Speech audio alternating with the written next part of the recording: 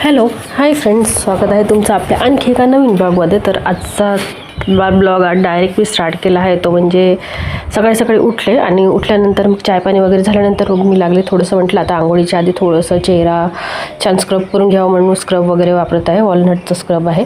आणि त्यानंतर इतकी सारी भांडी वगैरे पडलेली होती की खूप सारे भांडे होते. मग ती भांडे वगैरे स्वच्छ केले, सगळे कामं झाले आणि त्यानंतर फुरसतीने बसले होते. तर कसलं काय मग आठवलं की आपल्याला करायचे आहे ड्रायफ्रूट्सचे लाडू.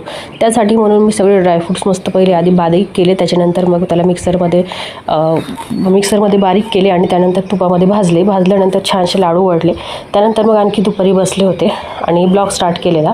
तर त्यानंतर मग भाजी बनवायची होती. तर भाजीसाठी थोडीशी भाजी वगैरे तोडून घेतली म्हणजे बसली आणि त्यातल्या त्यात आयुष होतं मोबाईल बघणं सुट्ट्या लागल्या त्याच्यामुळे त्याची तर कमालच आहे.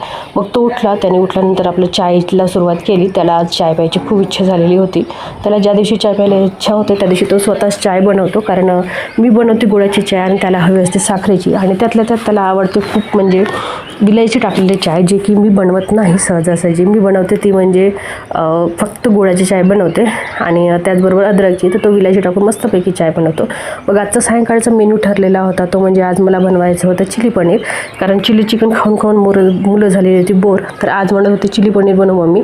त्यासाठी सगळं मॅग्नेट वगैरे करून ठेवलं पनीर आणि सगळ्या भाज्या वगैरे कापकूप करून ठेवल्या.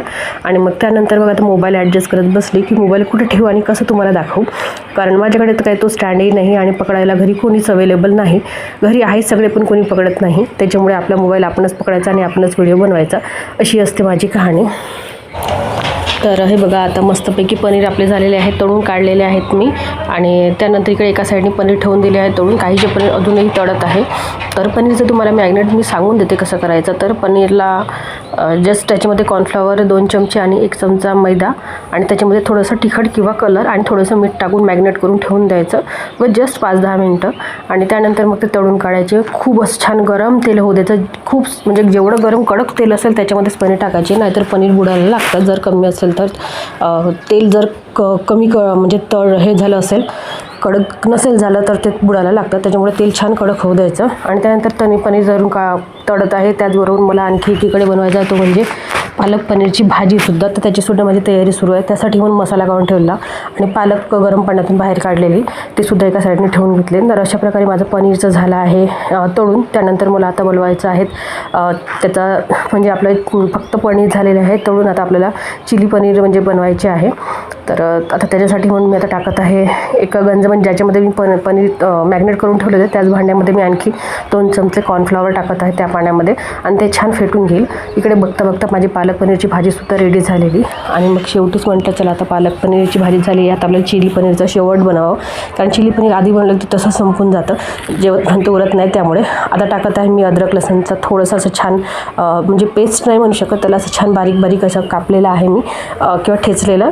तर त्याच्यामध्ये लसण टाकलेलं आणि सोबतच मग मस्त मोठे आपण टाकले इथे कांदे आणि शिमला मिरची छान मोठ्या प्रमाणात. माझ्याकडे 2 कलरच्या शिमला मिरची होत्या त्या मी टाकलेल्या आहेत आणि अगदी बारीक चिरलेली मिरचीसुद्धा.